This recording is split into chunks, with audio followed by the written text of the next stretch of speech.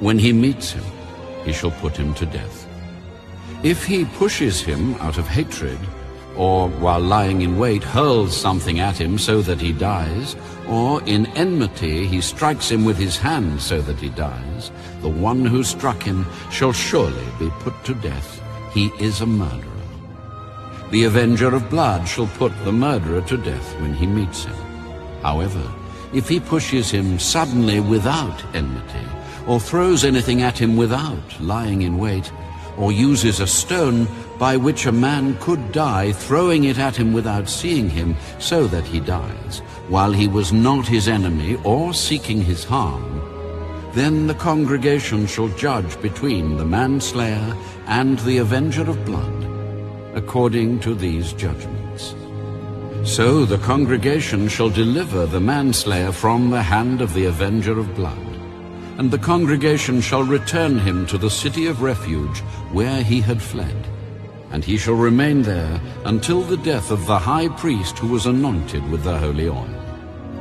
But if the manslayer at any time goes outside the limits of the city of refuge where he fled, and the avenger of blood finds him outside the limits of his city of refuge, and the avenger of blood kills the manslayer, he shall not be guilty of blood, because he should have remained in his city of refuge until the death of the high priest. But after the death of the high priest, the manslayer may return to the land of his possession. And these things shall be a statute of judgment to you throughout your generations in all your dwellings. Whoever kills a person, the murderer shall be put to death on the testimony of witnesses. But one witness is not sufficient testimony against a person for the death penalty.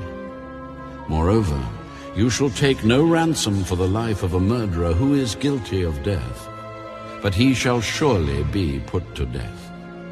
And you shall take no ransom for him who has fled to his city of refuge, that he may return to dwell in the land before the death of the priest.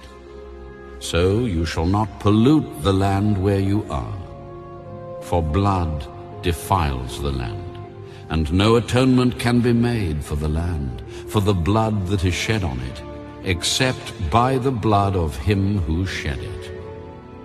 Therefore, do not defile the land which you inhabit, in the midst of which I dwell. For I, the Lord, dwell among the children of Israel. Numbers, chapter 36. Now the chief fathers of the families of the children of Gilead,